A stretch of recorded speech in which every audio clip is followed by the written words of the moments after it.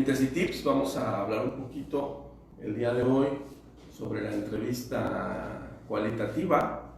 Me van a decir, o ya me dijeron algunos colegas, que por qué me salté a la entrevista cualitativa cuando estábamos a plenas en el planteamiento del problema, ¿no?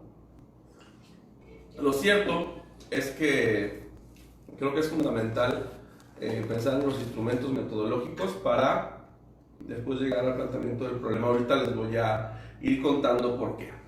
Bueno, la entrevista cualitativa, pues déjenme decirles que es complicado hacer una entrevista porque las sociedades pues son cambiantes, ¿no? Entonces los instrumentos se vuelven complejos.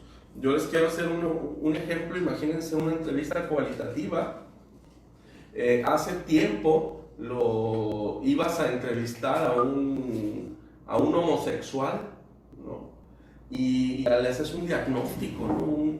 Una entrevista para entender la patología, porque era una persona que estaba enferma, era homosexual, y ser homosexual, pues patológicamente había un problema ahí, ¿no?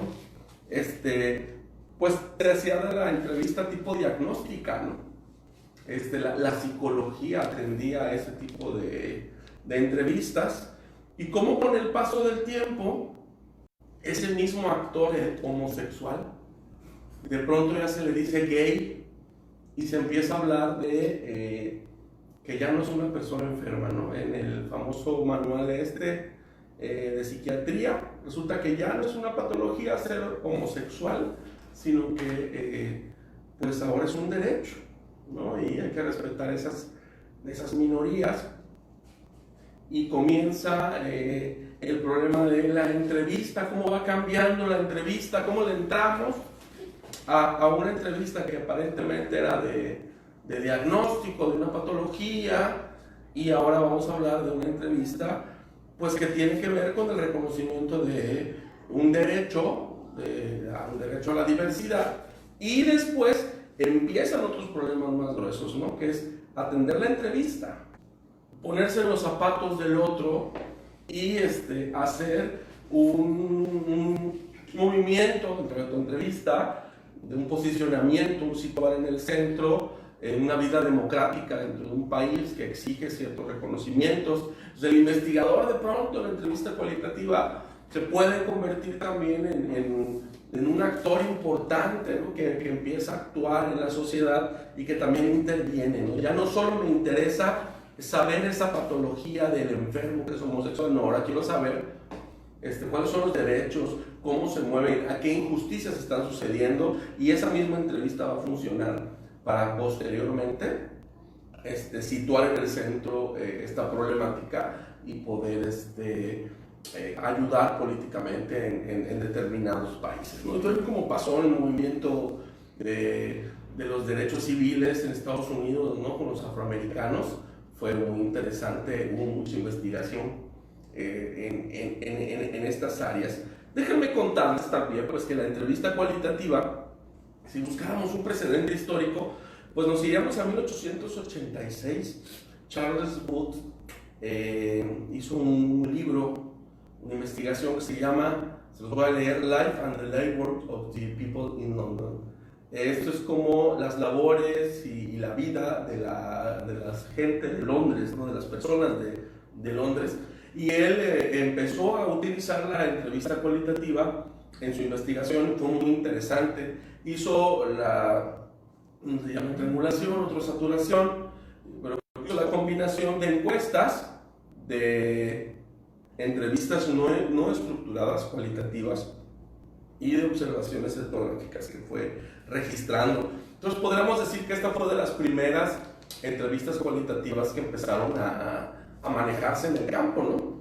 Y bueno, después Du Bois, en 1985, ya se mete no solamente a hablar de estas poblaciones en Londres en general, sino se pone a hablar de la población de raza negra en Filadelfia, ¿no? Entonces ya es un grupo minoritario y empieza a ver qué sucedió ahí utilizando la entrevista cualitativa, ¿no?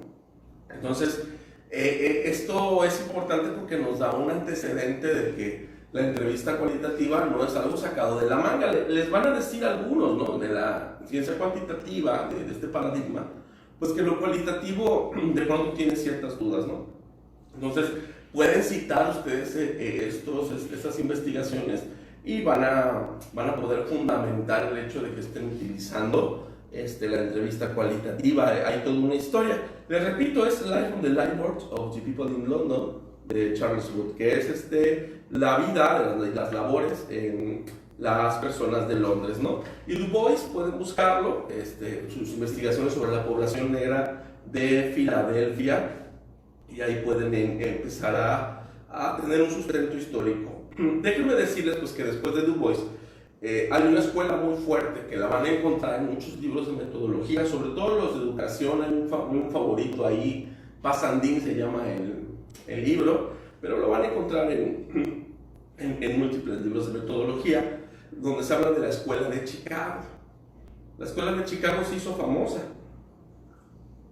porque empezó a manejar la observación registrada, los documentos personales y las entrevistas no estructuradas, ¿no? Entonces, entrevistas cualitativas, y con estos tres elementos fueron creando pues todo un cúmulo de investigaciones que ustedes pueden revisar, porque es muy importante fundamentar su metodología en la historia, ¿no?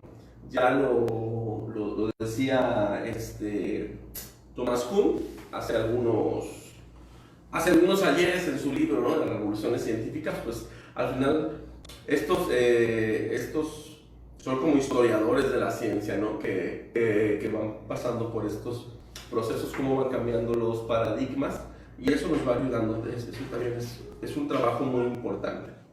Muy bien. Hubo una investigación que se hace famosa con las entrevistas. Voy a tocar un poquito las entrevistas cuantitativas. Es Paul Lazarsfeld y The American Soldier fue la investigación que realizó. Es una investigación cuantitativa basada pues en una entrevista pues de encuestas, ¿no?, de preguntas cerradas con opciones ya prediseñadas que no permiten al entrevistado tener que pues ofrecer un punto de vista, ¿no?, sino simplemente tiene que escoger entre estas opciones. Entonces, déjenme decirles pues que en este libro de The American Soldier, regresaban por ahí de estos soldados que fueron de la guerra del 45, regresan, ¿no?, en el 45.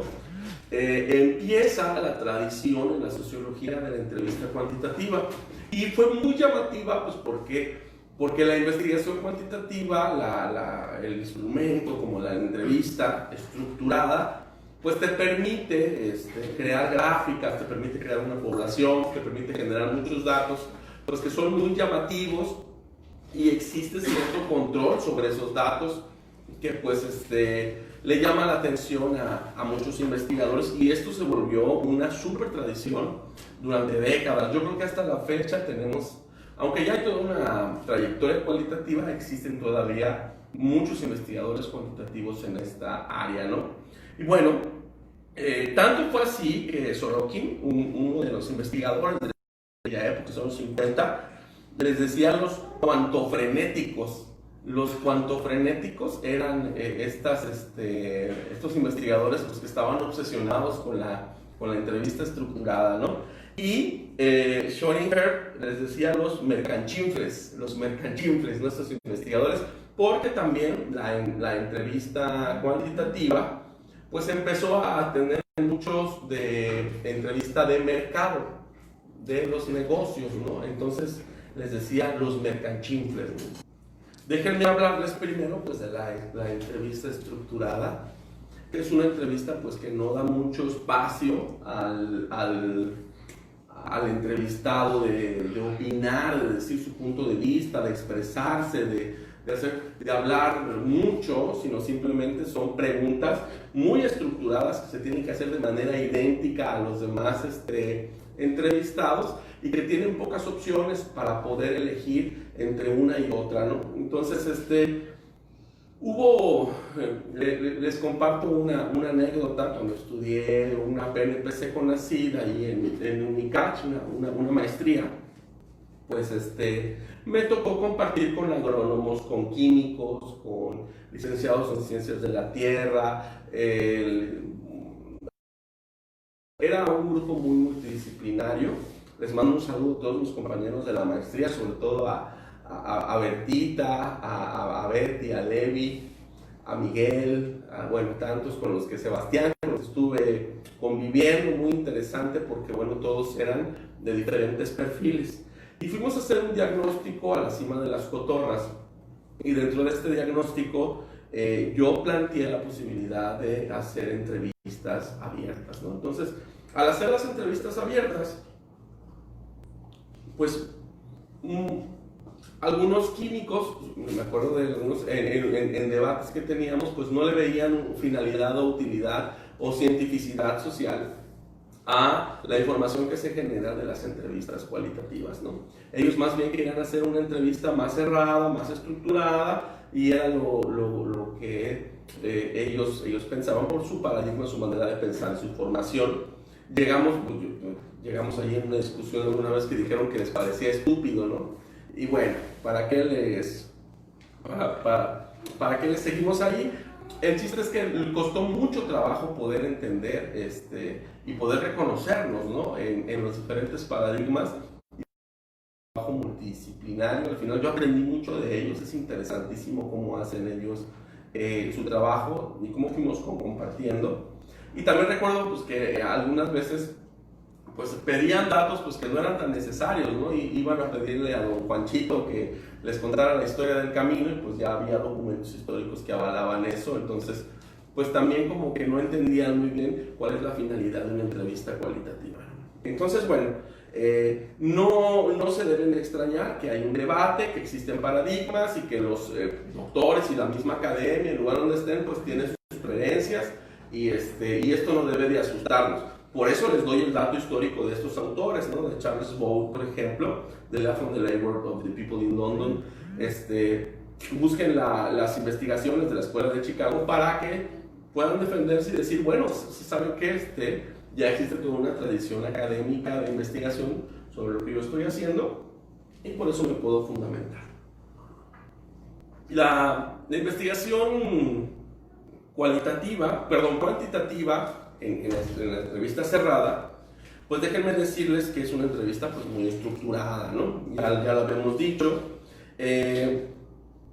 Dice aquí de los puntos que fui anotando, que cuando el investigador te pregunta, el que estás entrevistando te pregunta por qué o para qué le estás haciendo esas preguntas, no tienes que explicarle por qué de la investigación, no tienes que explicarles ese tipo de cosas. Lo que tienes que hacer es decir las palabras que te explicó tu supervisor, ¿no? Debe haber como un discurso que va a ser unificado para todas las personas que vas a entrevistar. Tú no les vas a decir a ciencia cierta para qué los estás entrevistando.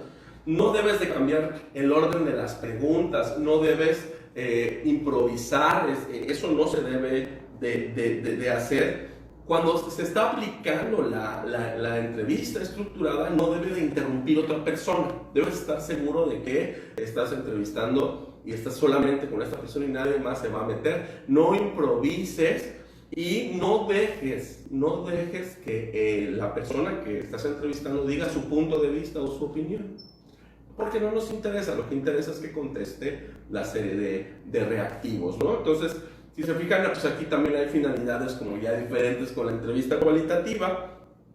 El entrevistador debe ser muy sutil, porque no debe de sugerir respuestas. Muchas veces preguntamos de tal manera que queremos que nos digan, que nos respondan una pregunta, o si nos contestan, no acercar así o como de molestia, porque también estamos transmitiéndole y estamos contaminando la entrevista. No interpretarle las preguntas, esto es como leo la pregunta y digo, lo que quiero decir es esto no se hace en la entrevista estructurada. pues porque no es correcto, vas a contaminar la entrevista y no improvisar. Eso es súper importante. Entonces, estas diferencias que ahorita vamos a ver con la entrevista cualitativa, pues se van a empezar a... ¿Dónde se hacen las entrevistas estructuradas? Pues se hacen en los puntos de afluencia, por ejemplo, si queremos saber de alguna marca, de algún negocio, una investigación de marketing, pues vamos a las plazas, vamos a los lugares concurridos, podemos ir a esos lugares, podemos ir a los domicilios de las personas, o pues la entrevista estructurada tiene esa ventaja que por teléfono se puede hacer pues muy sencillo o de manera virtual ahora con el internet. La entrevista abierta, híjole, la entrevista cualitativa, los ejemplos que ya les di históricos, ¿no? de este investigador inglés y este investigador de los Libros de Filadelfia, pues podríamos remontarnos al diario de Malinowski, ¿no? Malinowski es un obligado que todos tenemos que leer. Y él, pues, ahorita le voy a pedir a mi staff que me pase, por favor, el libro de metodología para poder leer al auditorio. Fíjense qué buena idea, se los voy a leer. Un libro de metodología muy interesante que les quiero compartir. Malinowski cruzaba la observación participante. ¿Qué es esto? Bueno, pues que estuvo viajando con las personas, en aquel tiempo se le decía nativos, y ahorita ya no es muy correcto decir eso, y hacía charlas informales y hacía entrevistas, pero él no diferenciaba, o sea, él no decía, tú aquí te voy a entrevistar aquí, o voy a hacer una charla informal y registrarla en el diario de campo. No, él todo lo cruzaba y todo lo metía en anotaciones que iba creando. Entonces, si ustedes ven la literatura de Malinowski, pues él no hace diferencia entre entrevista, observación participante y charlas informales. Autores que pues ahora mismo pues están que ya están separados y están más desarrollados. Les traje un pequeño textito de Malinowski que me parece fundamental leerles para entender este punto. Miren, dice: sábado 8 de diciembre de 1917, me desperté tarde, me sentí muy mal, me hicieron un enema. Cerca de la 1 salí, oí gritos de Caguapul, traía Uriel y Teyuiba. Me senté con los nativos, hablé y me saqué algunas fotografías. Regresé, Billy recogió y completó mis notas acerca de Huasi. En Teyaba, un hombre mayor habló mucho sobre peces, pero no logré comprender de todo lo que decía. Luego nos fuimos a la Guacamae.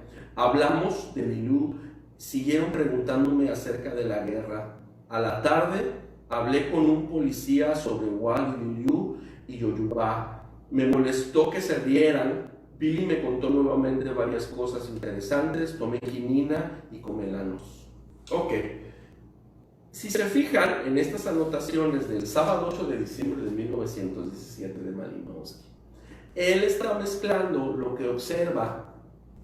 Él está mezclando, no es solamente observar atrás de un espejo, está participando en los rituales, en la vida cotidiana de esa comunidad y está, o de esas personas, y está ahí haciendo comentarios de esa observación participante que está haciendo. Y está haciendo charlas informales que muchas veces cuando hacemos una entrevista, podemos estar 1 hora con el informante y resulta que como vamos platicando, pues alguien te suelta ahí una charla y te da información que es mucho más importante. Entonces él registra de esta manera sus entrevistas, vamos a decirlo de esta manera. Entonces, bueno, otra de las cosas es que él manifiesta que está molesto en el diario, pues a veces manifiesta también que no confía mucho en los nativos y tiene algunas problemáticas de esta manera. Entonces, esto para el paradigma cuantitativo pues no debería de mezclarse porque se pierde pues ahí el método, ¿no? Pero en realidad pues es una escuela que fue formando Malinowski que después la antropología y la etnografía pues fueron retomando, y ahora mientras tú sistematices bien tus datos, pues vas a tener investigaciones muy ricas, ¿no? Sí, no debemos de jugar al mentalista, dice Beatriz Muñoz. Efectivamente, es fíjate que de hecho he llevado alumnos que han hecho entrevistas, y bueno, te cuento que no ha salido bien, ¿no? Han querido imponer la conversación, imponerse sobre las ideas del informante, y pues bueno, eso no es correcto. Ahorita vamos a ir hablando un poquito más de esto. Y bueno, aquí tengo algunos puntos o características que debe tener una entrevista cualitativa. 1. Para poder hacer una entrevista cualitativa necesitamos acceder a la situación, ¿no? Dicen por ahí algunos investigadores de Estados Unidos que estaban investigando sobre las playas nudistas en Estados Unidos. Entonces, pues ¿cómo accedo a la situación? Pues me tengo que encuerar, ¿no? Me quito la ropa y me meto a la playa con los nudistas, y pues tengo que empezar a pasear ahí, y a socializar con ellos, ¿no? En el caso, por ejemplo, hay un investigador muy famoso del que voy a hablar ahorita más al rato. Pues este investigador, entrevistó a los ángeles del infierno, ¿no? Estas pandillas que vinieron de la guerra y que eran exmilitares, y luego compraron sus motos y armaron sus pandillas, ¿no? Los ángeles del infierno. Pues ¿qué hizo para poder acceder a la situación esta persona? Pues se compró una moto, ¿no? Una moto grande, llamativa, y pues fue al lugar a empezar a familiarizarse con los ángeles del infierno, ¿no? Esta pandilla tan famosa. Y un ejemplo más local, pues cómo accedes a la situación, por ejemplo, a mí que me tocó hacer investigación zapatista, pues acercándote a los festivales, a las juntas de buen gobierno, a las asociaciones, a todos los eventos que realiza el ZLN, ¿no? Entonces es una manera de poder acercarte y empezar a trabajar. Bueno, otra cosa importante: si ya accedí a la situación para poder realizar mi trabajo, necesito comprender el lenguaje y la cultura de los entrevistados. La jerga, lo que se habla, la cultura, los significados son sumamente importantes. Esta investigación que les conté de la playa nudista, por ejemplo, pues había un concepto, ¿no? Que le decían es que viene la Virgen, y todo el mundo en la situación para poder realizar mi trabajo, necesito comprender el lenguaje y la cultura de los entrevistados. La jerga, lo que se habla, la cultura, los significados son sumamente importantes. Esta investigación que les conté de la playa nudista, por ejemplo, pues había un concepto, ¿no? Que le decían es que viene la Virgen, y todo el mundo en la situación para poder realizar mi trabajo, necesito comprender el lenguaje y la cultura de los entrevistados. La jerga, lo que se habla, la cultura, los significados son sumamente importantes. Esta investigación que les conté de la playa nudista, por ejemplo, pues había un concepto, ¿no? Que le decían es que viene la Virgen, y todo el mundo en la situación para poder realizar mi trabajo, necesito comprender la cultura de los entrevistados. La jerga, lo que se habla, la cultura, los significados son sumamente importantes. Esta investigación que les conté de la playa nudista, por ejemplo, pues había un concepto, ¿no? Que le decían es que viene la Virgen, y todo por ahí, que habla de las oficinas de servicio social. Y él entró, se presentó como que era investigador, pero durante toda la investigación tuvo problemas gruesos porque la gente pensaba que era un espía de la administración, que solo estaba hurgando y espiando para ver quién era como corrupto o quién no estaba de acuerdo con el sistema, y eso iba a conllevar pues a que se lo corrieran, ¿no? Entonces todo el mundo le negaba la información. Por eso presentarse es sumamente importante. Encontrar a un informante. No es necesario encontrar a un informante, pero sí facilita mucho la vida. Encontrar una persona empática con la que puedas te pueda meter a la situación, pues te va a ayudar muchísimo. Yo recuerdo cuando empecé a investigar, ¿cómo se llama? Tuve de informante de inicio un compañero del posgrado, ¿no? De la UNACH, me acuerdo mucho de Erika Acero, le mando un saludo, pues investigador también, él me fue metiendo y fue, digamos, que mi informante, ¿no? Con el que empecé a trabajar. Bueno, ya cuando entras al campo, ya tienes tu informante, necesitas empezar a ganarte la confianza, ¿no? Porque si no hay confianza, pues va a empezar a haber problemáticas, y esta confianza te va a poder meter a la vida cotidiana de las personas, a las opiniones, las percepciones. Contrario a la entrevista estructurada, pues nosotros queremos saber todas las subjetividades y todas las opiniones y las percepciones y los sentimientos de las personas, y hasta en el diario pues pudieras escribir tú lo que tú sientes, ¿no?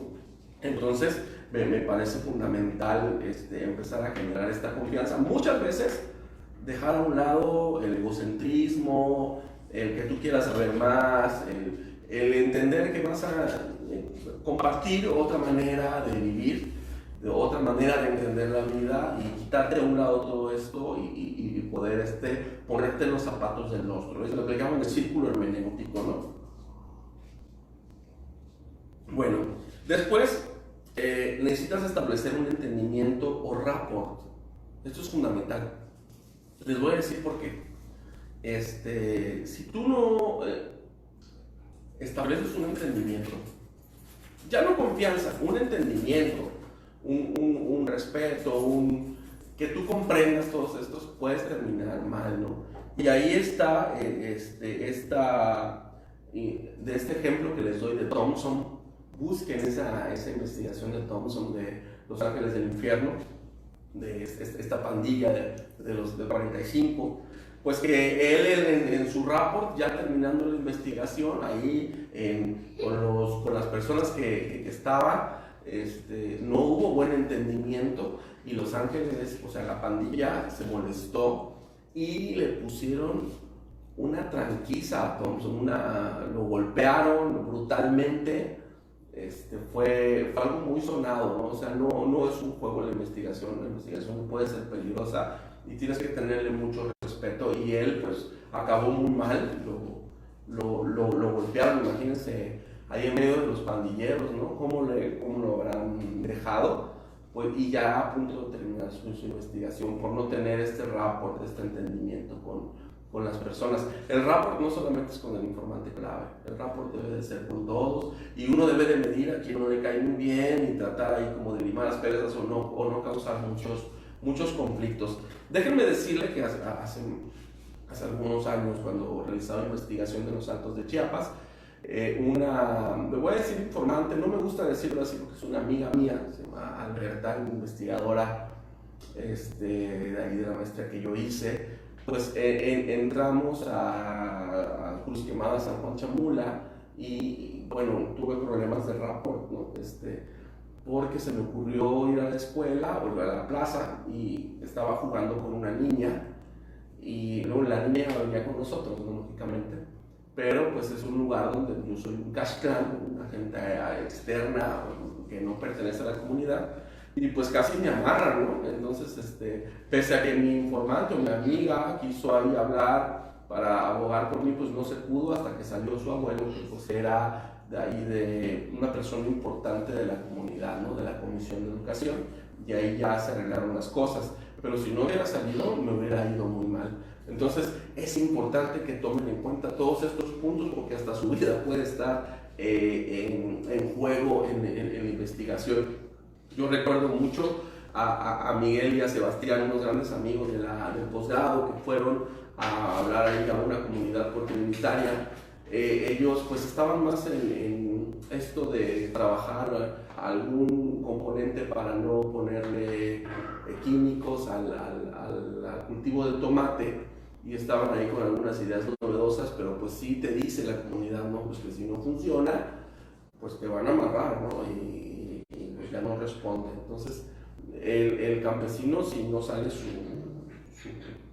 hectáreas de tomate, pues no come. Entonces es muy importante para él y pues no tiene tiempo de estar viendo o jugando al investigador a ver si sale o no. Entonces es importante que tomen en cuenta todas estas cosas. Y bueno, al final lo más importante es que hagan la recolección de material empírico. Esto es que entrando al campo, ya sea con las entrevistas, con su diario de campo, con su observación participante, con sus charlas informales, ustedes vayan sacando esta información, porque esta información es lo que a ustedes les va a ayudar para poder procesar sus datos y hacer lo más importante, que es el capítulo final, donde van a hablar de sus resultados. Que antes de empezar a hablarles de algunos tips de la entrevista que yo utilizo, quiero hablarles un poquito de la ética, porque la ética, bueno, está la axiología, ¿no? Y la axiología se divide en moral y ética, y de la conducta humana, pero pues la ética y la moral son cambiantes dependiendo del tiempo, el lugar, el espacio, pueden pues variar. Entonces hay dilemas éticos en la investigación. No les voy a decir tiene que ser así o asado, pero sí tienen que valorar este tipo de cosas. Uno, pues habrá que hablar del consentimiento informado, ¿no? Hay quien cuando entra a una comunidad, entra a algún lugar, pues necesita pedir un consentimiento, pero esto de hacer trabajo de campo abierto o cerrado, pues es una decisión que muchos investigadores han tendido de no informar qué están haciendo, de entrar de manera encubierta, ¿no? Y también son investigaciones que a mi parecer son válidas, pero ustedes tendrían que ver. Pues yo mismo en Ciesas, platicando con Xochitl Leiva, una investigadora que trabajó el zapatismo, pues no coincidimos, ¿no? Lo voy a decir así, pues no fui de su agrado para entrar al doctorado, pues porque ella hablaba mucho de esa famosa ese permiso que se tiene que hacer en la Junta del Buen Gobierno con los zapatistas, y bueno, es algo que a mí éticamente, fíjense, pues el dilema no me agrada, pues porque también te puedes volver en un fan de los zapatistas. Digo, yo soy pro zapatista, admiro mucho las ideas de ellos y los sigo constantemente y siempre trato de dar a conocer sus ideologías, pero tampoco quiero hacer una investigación que sea un panfleto político pro zapatista, ¿no? Sino que voy a hacer una descripción final de resultados, pues que tienen que ser adecuados a a la información que yo pude recoger, ¿no? Y muchos pues se vuelven fanáticos ahí del lugar donde llegan, la comunidad los absorbe, ¿no? Algunos ya ni regresan. Entonces es importante pensar en esto, valorarlo. No les puedo decir a ciencia cierta, pues porque dependiendo cada investigación ustedes tendrán que valorar esto. Y bueno, de pronto hay acciones que los meten en dilemas haciendo investigación. Déjenme hacerles un pequeño recorrido de las probabilidades que podrían tener con esto. Miren, White hizo una investigación sobre en Estados Unidos estaba haciendo un acto de corrupción que votaban, había como círculos de gente que votaban doble o triple o hacían trampa, ¿no? Entonces a White le tocó tener que votar doble. Esto es un acto, es un delito, es una corrupción que él hizo, ¿no? Entonces es un dilema ético, es decir, no, yo no debo de votar doble porque estoy incurriendo en un delito. Híjole, él decidió resolver el dilema ético diciendo, no puedo ahorita no votar y descubrirme porque voy a tirar años de investigación y todo lo que tengo recopilado, así que él decidió votar doble y bueno, a mi parecer, no sé usted, tendría que debatirlo, ¿no? Con sus creencias también, porque pues, cada quien también tiene una moral y unos valores. Hasta dónde va a llegar usted como investigador, ¿no? Y parece que también el investigador de pronto debe ser muy malicioso. Thompson con Los Ángeles del Infierno, ¿no? No le pasó, bueno, al final lo golpearon, como les comenté, pero él tenía mucho miedo porque los ángeles del infierno pues ya era muy común que salían y de pronto hacían delitos y violaban mujeres o robaban cosas, golpeaban personas.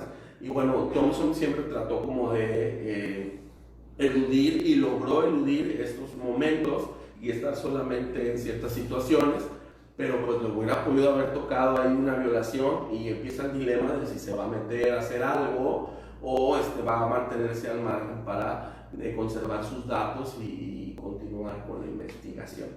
Hay uno buenísimo de Umbrates. Híjole, ahí, este investigador revisa la investigación, habla de los homosexuales en los baños públicos. Las famosas salones de té, les llaman a estos baños públicos. Se recordarán pues que hay unos baños que tienen ahí unos hoyos, ¿no? Entonces ahí practican felaciones o ya dependiendo lo que permita la infraestructura, pues se volvió toda un fenómeno social en algún tiempo, y Humphreys pues fue a investigar, ¿no? Y él entró como reina vigía. La reina vigía pues es la persona que está vigilando que no venga la policía, que no venga nadie, o está orientando a las personas para que pues, las personas que entraron al baño pues puedan realizar sus actividades, ¿no? Entonces él pensaba que con esto iba a lograr captar a las personas que entraban a los baños públicos para poder entrevistarlos y hacer su investigación, pero descubrió que pues no podía hacerlo porque entraban y pues lo que sucedía es que había mucha discreción y lo que querían era irse ya, pues no lograba captar su atención y que le hicieran caso, hasta que hizo algo pues que algunos consideran que no es ético. Anotó las placas de los carros de las personas que iban a los baños y fue a los registros policíacos, consiguió las direcciones, pues, lógicamente de manera ilícita, y les cayó directo a su casa y los entrevistó, ¿no? Pues ya se imaginará pues que muchos pues no eran homosexuales abiertos, sino, o sea, ante la sociedad, sino pues que era más bien una vida oculta, no estaba igual a la esposa y los hijos, y bueno, les hizo la entrevista ahí en su casa, medio forzado, medio que no se dieran cuenta, y pues esto causó mucha controversia ética, ¿no? Si era correcto o no continuar con esa investigación. Y bueno, también existen los investigadores que utilizan peyorativos o utilizan una serie de situaciones pues, que no son correctas, ¿no? El estar calificando o hacer juicios de valor hacia tu investigación me parece que no va por ahí. Y Woods, él habló sobre los derechos civiles de la gente obesa. Y el dilema ético empezó pues que en su investigación, en sus resultados, dice que fue una enorme pérdida de tiempo la investigación, que no tenía ningún valor el movimiento civil por los obesos. Y lo peor es que después, pues, gran parte de las entrevistas las consiguió, pues adivinen cómo, acostándose y teniendo relaciones sexuales con las mujeres obesas del movimiento, ¿no? Entonces, tuvo relaciones con ellas, tuvo un encuentro íntimo, se fue ganando ahí la confianza, y así fue que logra tener entrada a estos lugares. Entonces es bueno, ¿qué tan ético puede ser esto? Fue muy controversial en su momento. También déjenme decirles que bueno, yo recuerdo mucho al doctor Uriel ahí en Sesmeca, que nos contaba pues que había tenido una novia, creo que de Inglaterra, algo así, y pues había tenido una novia y anduvieron todo el año, y él lo llevó a pasear y lo metió a lugares así donde pues, no tenía acceso, ¿no? Y ¿qué sucedió? Pues que al año la dejó, probablemente se acabó la beca y desapareció y nunca más volvió a contestar. Entonces sospecha él pues que lo utilizó para poder entrar como un informante, ¿no? Por medio de pues, una relación de noviazgo pues, que no era auténtica, no era para conseguir ciertas cosas. Estoy esperando que venga mi staff técnico para poder mostrarles algunas imágenes, pero en lo que viene, pues déjame comentarte que existen muchas maneras y muchos manuales de hacer investigación cualitativa, ¿no? De hacer la entrevista poco cualitativa, pero yo te quiero compartir algo que yo he hecho y me ha funcionado.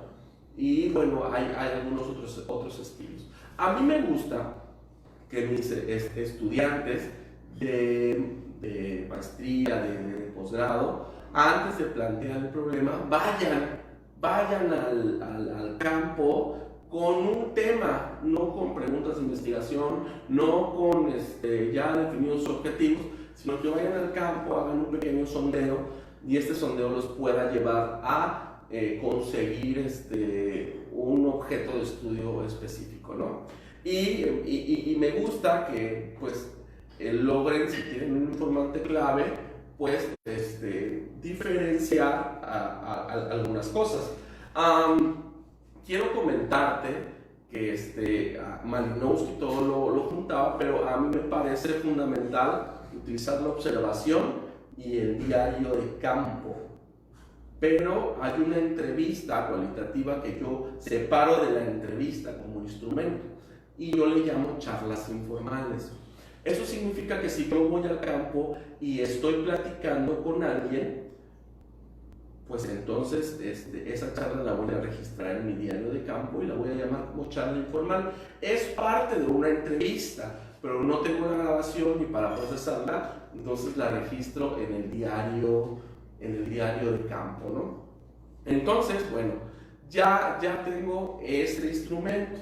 El siguiente instrumento que yo manejaría sería entonces la entrevista cualitativa o la entrevista abierta, que esto ya es pues con una persona específica con la que me voy a sentar a trabajar 40 minutos. Yo trato de hacer, ¿qué te digo? Entre 3 y 5 encuentros con cada informante clave y empezar a trabajar en sesiones de 40 y 50 minutos y después hacer los vaciados. Yo creo que antes de que empieces a plantear ya tu problema, que ya tengas la temática, lo que debes de hacer es hacer alguna revisión. Déjame comentarte un ejemplo para que vayas tú pensándole. Supongamos que quieres estudiar a los educadores de calle. Los educadores de calle son esas personas que van a los mercados y van a plazas públicas a darle clases a los niños en condiciones de trabajo y bueno, tratan de transmitirles derechos humanos, derechos de los niños, un poco de equidad de género, hablar de los conflictos que suceden para apoyarlos y van manejando un currículum informal muy interesante, ¿no? Si yo tuviera tesistas, que de hecho tengo algunos que van a trabajar sobre esto, pues lo primero que quiero es que vayan al campo y tomen fotografías sobre este acontecimiento, ¿no? Para que vean cómo es una clase de calle. Una cosa es que yo me imagine las cosas y otra cosa es que yo vaya y lo vea. No sé si me puedas poner, tengo aquí en los sistemas al ingeniero Carlos Ramírez, si me pudieras poner algunas fotografías de Melec, si es posible. Vamos a hacer un zoom aquí para que puedan ustedes ver. A ver, vamos a hacer el zoom.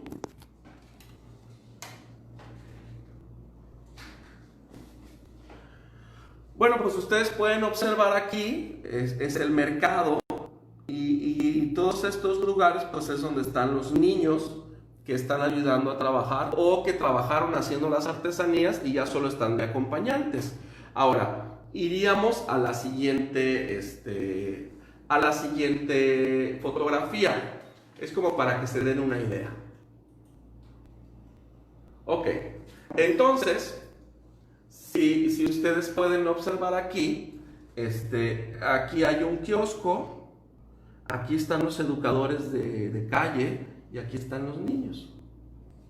Son actividades lúdicas que están realizando, que están todo el tiempo jugando con ellos. Y bueno, ¿qué te cuento? O sea, tienes que ir y vivirlo para poder entender y después plantearte problemas y hacer tu investigación. No puedes desde el escritorio trabajar. Tienes que ir primero, ¿no? Quisiera continuar. Vamos a seguir comentando esto, ¿no? Los alumnos entonces tienen que ir al campo y observar, registrar en su diario de campo. Esto es sumamente importante. Tienen que observar, tienen que registrar en su diario de campo y de ahí ellos empezarán a tener pues más preguntas, más cuestionamientos, entenderán la realidad y podrán comprender mejor el lugar. El investigador, sobre todo cualitativo, debe ir al lugar a vivir los hechos. Es más, si te permiten trabajar de eso, pues estar ahí. Beatriz Beatriz opina que el efectuar entrevista es como ponerte en el confesionario. Sí, claro, para el entrevistado. Eso puede ser una conducta más empática. Claro, debes de ser sumamente empático y a veces tú tienes que dar algo de ti, cosas que no quieres decir, para que generes esa confianza. Y muchos debaten en este confesionario que es mutuo, le llama el círculo hermenéutico, que se debería de compartir la autoría con el informante. Ese es un debate ético interesante. Pero bueno, el chiste es que tienen que ir al lugar y de ahí ya podrán empezar a generarse preguntas de investigación y plantearse un problema. Yo hasta que van y me demuestran que fueron y que tienen ciertas anotaciones, es cuando entonces ya les pido que planteen el problema y me hagan unas preguntas y tengan unos objetivos. Fíjense, es muy bonito trabajar por línea de investigación, eso es lo que muchas universidades no manejan. Me parece que es mucho mejor para los asesores porque tienen más capacidad como para maniobrar con los alumnos, pueden atenderlos de manera más focalizada. Por ejemplo, si vas a trabajar en educadores de calle, agárrate 3 o 4 tesistas o busca a tus compañeros. Y bueno, por ejemplo, en estas fotografías que les mostré, pues tengo una tesista que está a punto de salir en UPN, que está hablando sobre los valores que se transmiten dentro de la educación informal del educador de calle.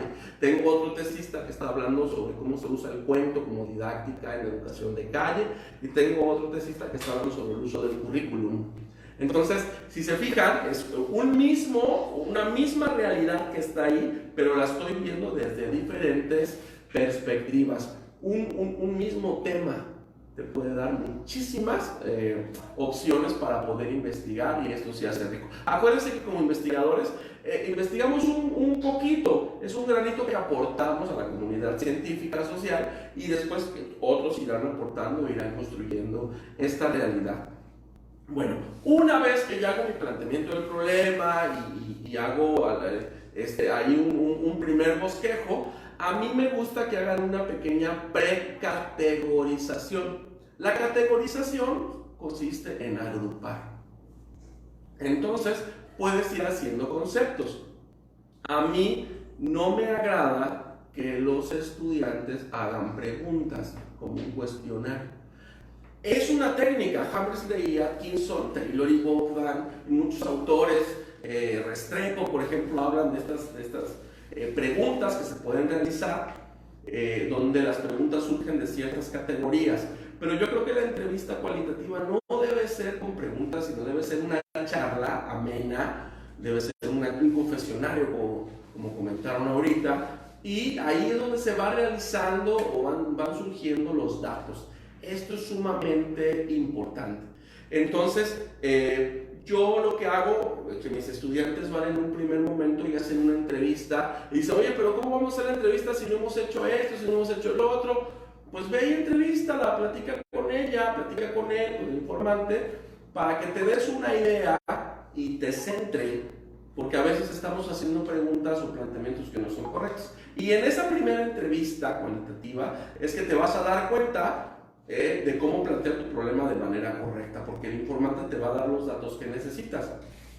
Recuerda que lo vas a ver 5 veces más y vas a tener espacios de 1 hora, de 40 minutos en estas 5 veces. Entonces, ¿qué hacer con la entrevista? Ok, lo primero que voy a hacer es revisar, por ejemplo, si están los educadores de calle, pues ¿dónde trabaja el educador de calle? Trabaja en la asociación. Pues entro a ver la asociación, veo la historia de los educadores de calle, empiezo a generar una especie de marco, de perspectiva teórica, ¿no? De cositas, pero es un primer avance. Voy a empezar a leer un poquito de todo, como para poder crear tópicos o categorías. En este caso, si voy a ver al educador de calle por primera vez, ya lo fui a observar, ya leí algo de la literatura que logré. Si me voy a acercar al educador de calle, pues yo voy a pensar, a ver, yo soy maestro, pues ¿de qué hablaría? Pues del currículum, ¿no? Le voy a preguntar del currículum, pero ojo, no le voy a preguntar, voy a platicar sobre el currículum. Entonces, ya el educador de calle me dirá, ¿sabes qué? Yo no tengo un currículum formal, ni una planeación, ni una secuencia didáctica, yo no tengo un plan programático, ni esto, y ya podamos saber. Otra cosa que me interesaría saber, por ejemplo, otra categoría, otro tópico, es el perfil del maestro. ¿Cómo tiene que ser un maestro, un educador de calle? ¿Qué perfil debe tener? ¿Cuál es el perfil de los alumnos? ¿No?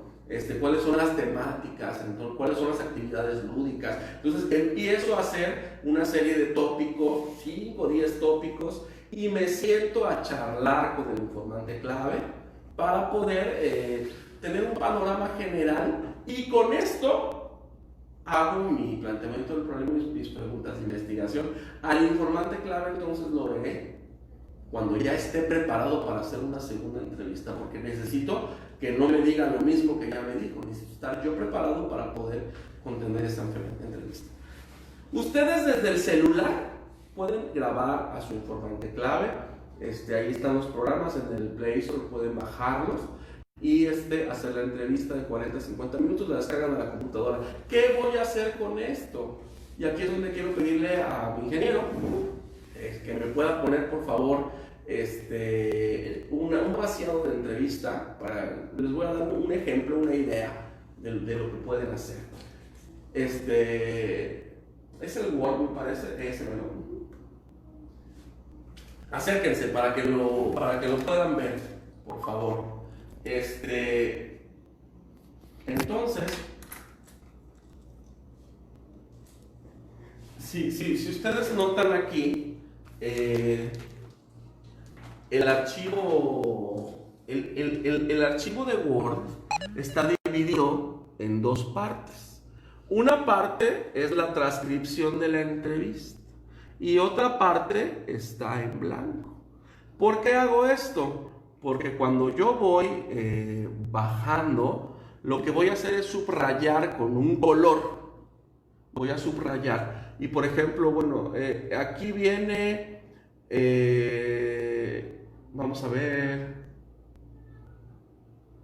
bueno, digamos que aquí habla sobre el perfil del educador de calle. Subrayo con un color, lo pongo acá y le pongo categoría 1, perfil del educador.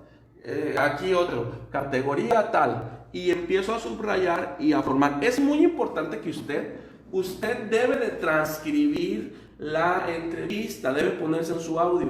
Por cada minuto que usted graba son 3 minutos, por 1 hora va a tardar 3 horas en transcribir. Pero cuando usted está transcribiendo, usted está escuchando, está aprendiendo, está cuestionando, se están subiendo cosas a su cerebro, y de ahí empieza usted a categorizar, escuchando y subrayando y categorizando de esta manera. Ese es un tip que yo les paso. ¿Y qué hacer después cuando ya categoricé y puse aquí todas mis categorías al lado? Ojo, esto es con lápiz, con color, esto es para que usted lo manche. Vamos por favor a la siguiente imagen para que ustedes puedan ver. Aquí van las categorías, recuerden. Y bueno, ya tengo las categorías ahí. Entonces, lo que voy a hacer es hacer una tabla de Excel. La tabla de Excel es muy importante porque si se fijan, aquí están las categorías. Por ejemplo, didáctica.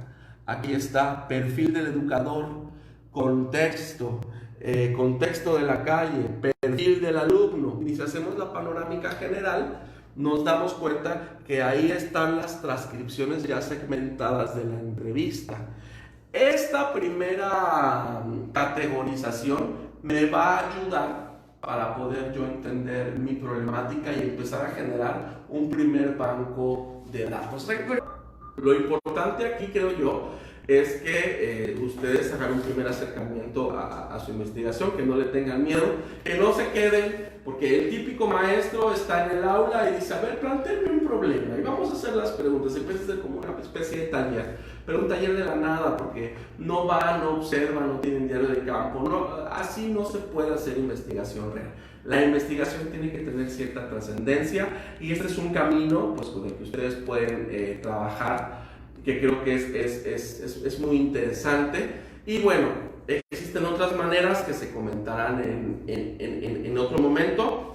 Y recuerden, ahora que sacamos nuestra primera publicidad, ponerle like allá a la página, a nuestro video que nos hizo nuestro productor, que aquí el aspecto psicológico es lo trascendental, el aspecto psicológico. Ustedes, si se deprimen psicológicamente, no van a avanzar. La metodología, nosotros aquí se las vamos a dar. Pásenla muy bien, muchísimas gracias. Hasta luego.